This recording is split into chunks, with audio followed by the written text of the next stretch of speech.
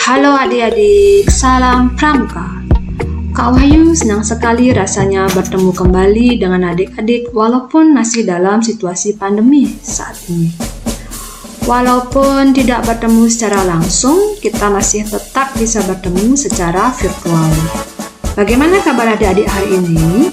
Kakak berharap adik-adik semua dalam keadaan sehat dan tetap semangat belajar dari rumah. Hari ini kakak akan memberikan pembinaan untuk SKU 12, yakni tentang sejarah kepramukaan dunia dan Indonesia. Berikut akan kakak tampilkan materinya dalam video. Silakan disimak dengan baik karena setelah ini akan ada diskusi dan kuis. Tetap semangat adik-adik.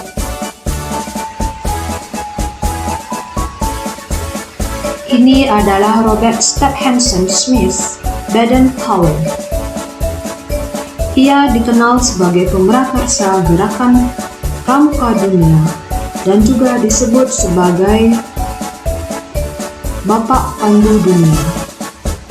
Hal ini dimulai dari tanggal 25 Juli 1907 ketika Baden-Powell menjabat sebagai Letnan Jenderal Tentara Inggris yang mengadakan perkemahan pramuka di Pulau Brownsea. Tujuan kegiatan tersebut adalah untuk mengurangi dampak buruk pergaulan remaja pada masa itu, sehingga mereka diharapkan mampu memiliki kegiatan rutinitas yang positif, mengabdi pada masyarakat, dan membentuk remaja yang kreatif dan aktif.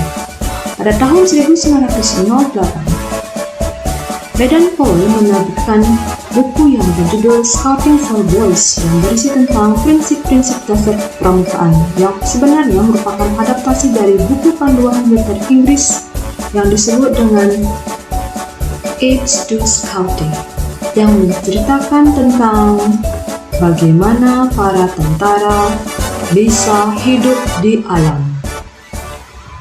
Peluncuran buku tersebut menjadi cikal bakal lahirnya gerakan pramuka. Sejak saat itu, organisasi-organisasi kepramukaan semakin banyak muncul, sehingga tidak hanya di Inggris tapi juga di negara-negara lain di dunia. Organisasi kepramukaan didominasi oleh laki-laki. Tapi akhirnya sejak tahun 1912 muncullah organisasi kepanduan wanita yang disebut dengan Girl Guides, yang didirikan oleh adiknya Baden-Powell yang bernama Agnes Baden-Powell. Dan kemudian akhirnya gerakan pandu wanita dipimpin oleh istrinya Baden-Powell. Dan akhirnya gerakan pramuka tidak hanya melibatkan laki-laki tapi juga kaum perempuan. Pada tahun 1922, buku kedua yang berjudul Roving to Success mulai diterbitkan kembali oleh Baden-Powell dan menceritakan tentang seorang pemuda yang terus mengayuh sampan hingga akhirnya menuju pantai bahagia. Buku tersebut menginspirasi berkembangnya gerakan pramuka di dunia. Pada tanggal 30 Juli sampai 8 Agustus tahun 1920, untuk pertama kalinya diadakan Jambore Dunia yang bertempat di Olympia Hall, London, yang dihadiri oleh sekitar 8.000 anggota pramuka dari 34 negara. Di dalam acara tersebut, Baden-Powell dinobatkan sebagai Chief Scout of the World, atau yang dikenal dengan Bapak Pandu Dunia. Nah, bagaimana sejarah gerakan pramuka di Indonesia? Apakah dimulai pada tahun yang sama? Gerakan pramuka di Indonesia dimulai sejak tahun 1912.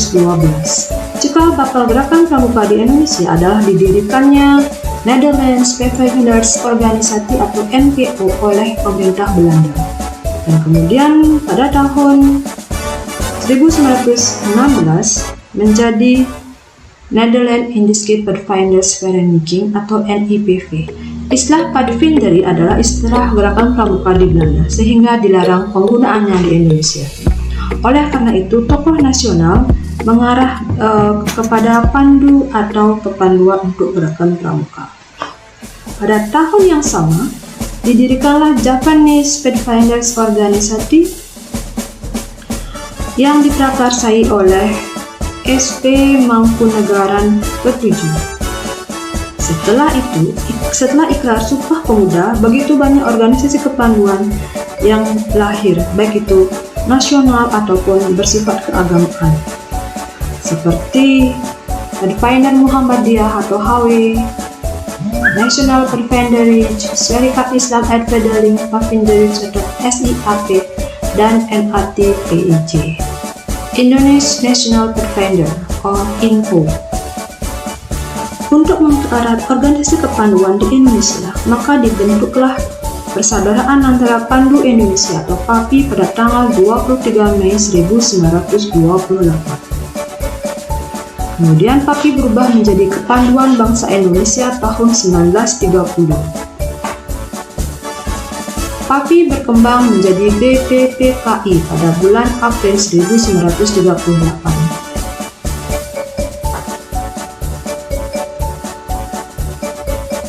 Untuk mempererat hubungan antara pandu-pandu di Indonesia, BPPKI mengadakan Perkemahan Kepanduan Indonesia Umum yang disingkat dengan Perkino pada tanggal 19 sampai 23 Juli 1941 di Yogyakarta. Ketika masa penjajahan Jepang, gerakan kepanduan di Indonesia sempat dilarang. Meskipun begitu, semangat anggota kepanduan Indonesia tetap menyala.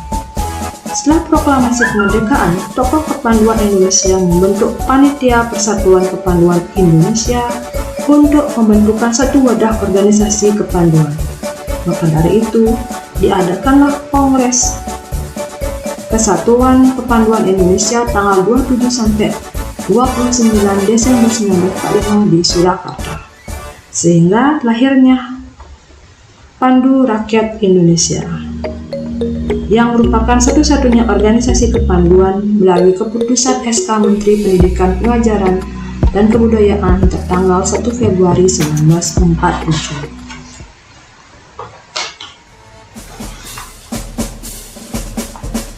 Di awal tahun 1960-an diperkirakan ada lebih dari 100 organisasi kepanduan di seluruh Indonesia. Organisasi kepanduan tersebut bernaung di bawah federasi utama, yakni Ikatan Pandu Indonesia atau IPINDO, Persatuan Kepanduan Putri Indonesia atau PKPI, Persatuan Organisasi Pandu Putri Indonesia atau POPINDO.